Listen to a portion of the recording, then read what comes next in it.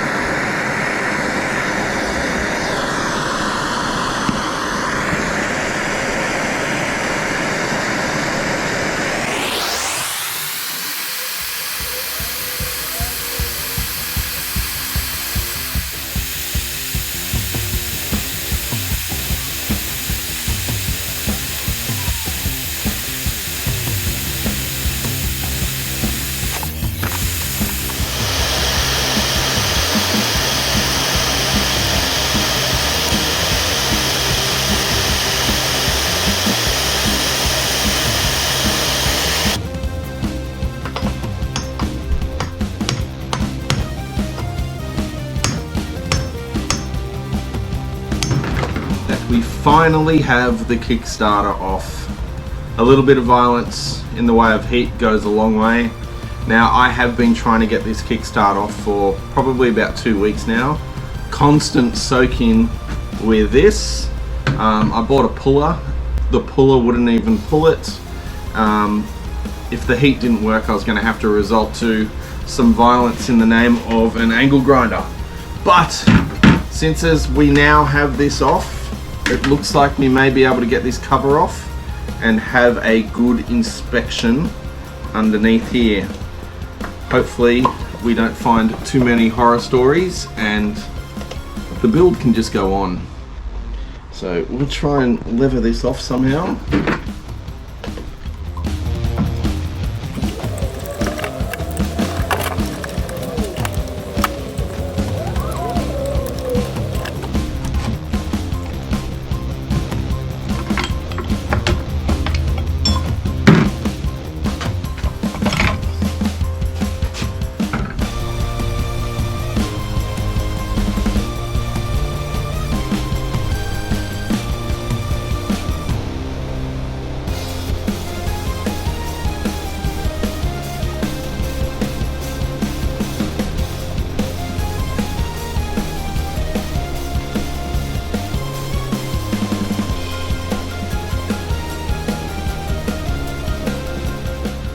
Finally, we have the cover off, and I'm pleased to say everything looks absolutely spick and span.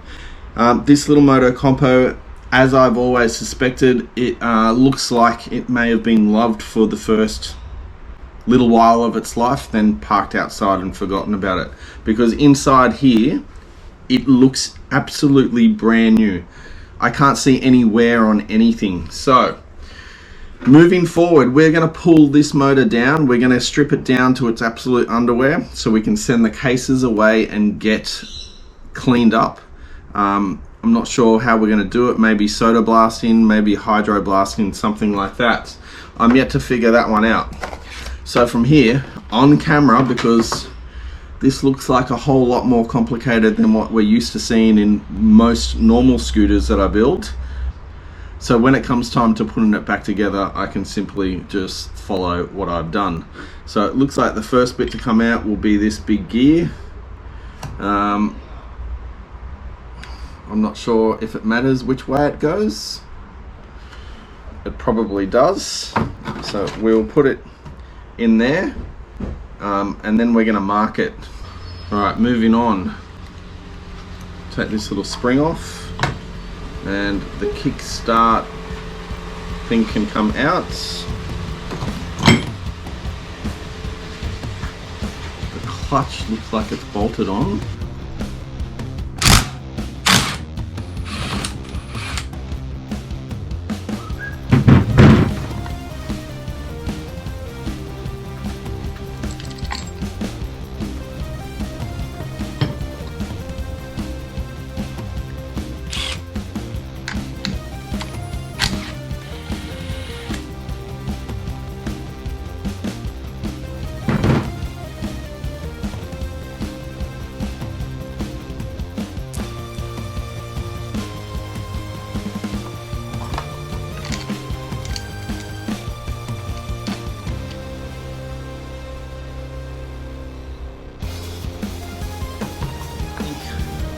I'm going to move on from the clutch because I think I need a special puller to pull this out. I'm assuming that's what these holes are for. So I'm going to do a bit of research, see if I can get a puller. I do have this one here, but the little arms won't fit in those holes. So I might have to go down to the parts store and find one, but we'll move on to the cylinder head.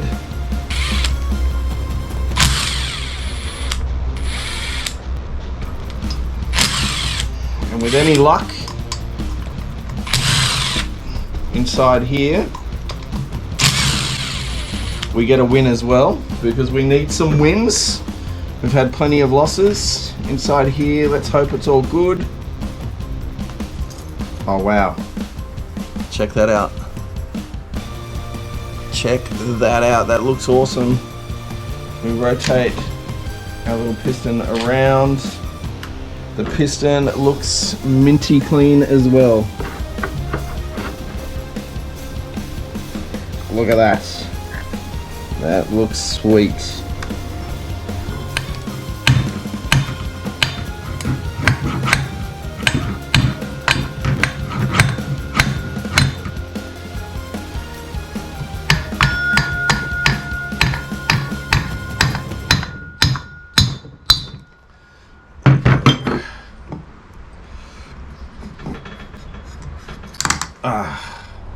All right, here's our cylinder. Looks pretty good in there too.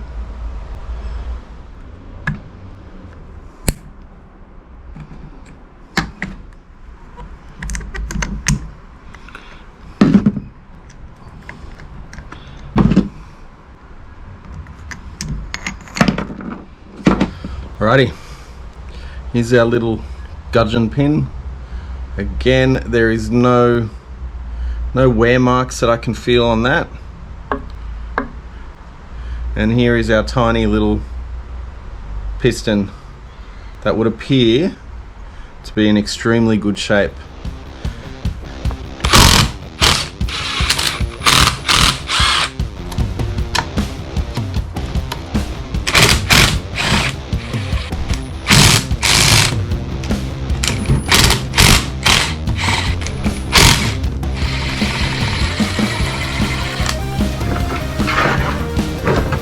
Finally, the carburetor is free.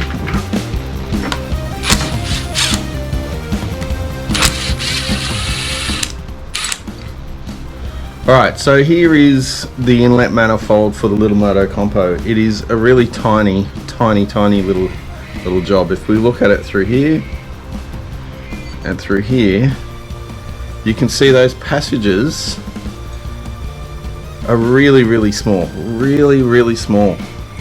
So, look, there are big bore kits for these things. There's 65cc, I think there's 70cc, and I've even heard of 80cc kits, but it's something that I'm looking at. I'm not sure if I'm gonna do or not. But when I saw these inlet manifolds, I thought that's very restrictive. If you were to increase capacity, you need to increase the amount of air that can flow through into the motor. And I'm thinking that is a massive restriction and probably not going to get you too far. So I'm just going to bench this for a little while and put this in my brain, because there has to be a way around this, because that just will not work if you're going to try and increase capacity. Look, they do it. They do increase speed. The top speed does get to like 60 kilometers an hour, so it is a big increase. It's probably still worth doing, but I reckon if you could increase the size of that port, you could probably go even better. So something to think about. From here we've got the little reed valve, which is the world's smallest little reed valve right there. I think I may even have carbon fiber ones for these. So we'll bench that. Now, I just want to point out where the stator sits. So I do have a bit of footage where I pulled the stator out, and I'm sure looking at this, you can well imagine the state of the stator. In fact, I've got it over here, I'll go get it.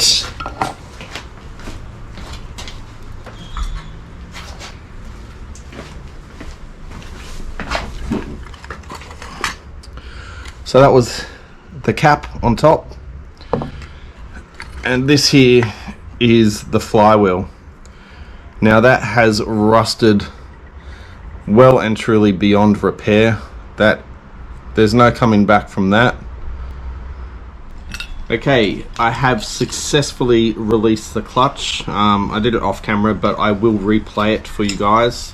So here is the clutch, and the two holes there.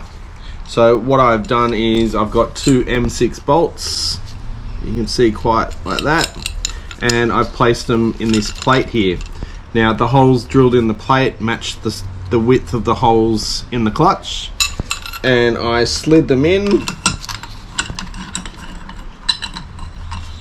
so it locks down, and then as I tightened the two bolts, the clutch, as you just saw, came out just like this.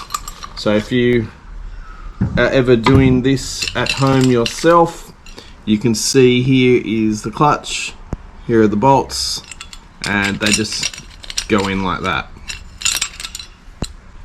Just because there is little to no information on the internet on how to work on these things, I thought you guys might appreciate it if doing it yourself one day. Now there is a tiny little keyway that is on the crank, so be sure not to lose that. And that there is the clutch. So from here we will start working on splitting the case. Alright, now that we've got the clutch disassembled, we can now start to split the case. Inside here you will see a couple of little bolts. There's 1, 2, 3 and 4. Note the two.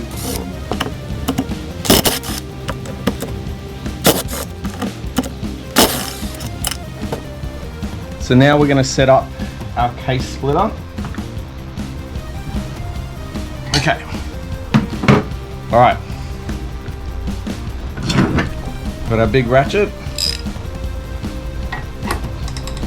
And we shall start tightening the crank, and then hopefully you'll start to see, oh, there's a sneaky little bolt there, sneaky little bolt that we almost missed.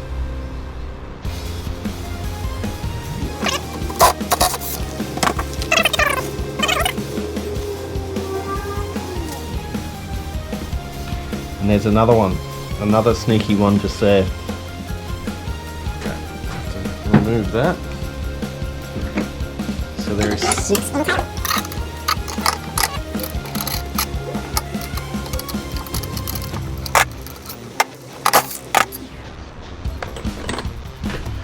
So there is 6 bolts holding the two halves of the case together, 4 inside here, and there are 2 external, one there and one there. Double check everything. Now time to split this case.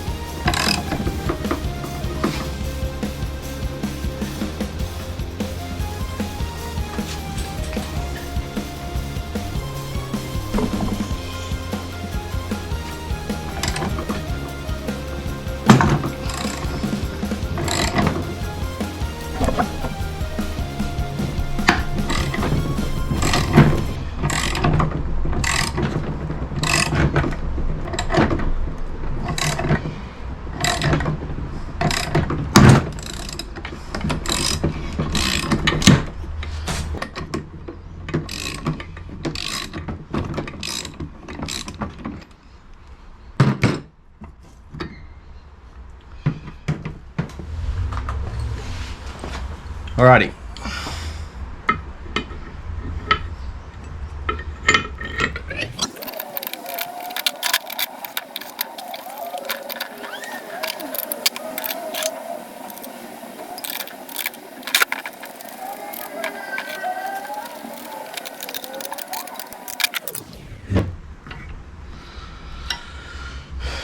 Time now to tackle the other side.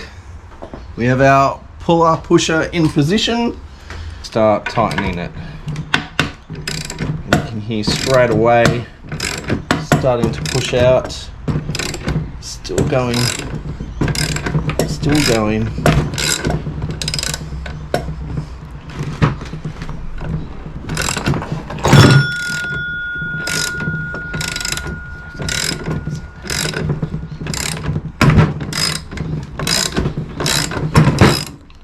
There we go.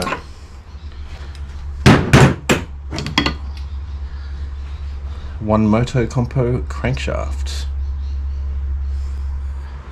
Okay, here we go. This is a mighty MOTOCOMPO motor, fully stripped down. Nothing but all the pieces here beyond me. We split the cases, we removed the cylinder head, we removed the cylinder, and we disassembled all the gears within the cover. Start to finish, you guys saw it, everything except I think the oil pump. Can't remember if I filmed that or not, but hey, whatever. That one was pretty easy. So if you're like me and you are attempting to pull apart one of these motors and you can't find any information online, here you go. Follow it start to finish. I don't know what else to say. Follow along for more MOTOCOMPO goodness coming up. Like, subscribe, and leave a comment. Much appreciated as always.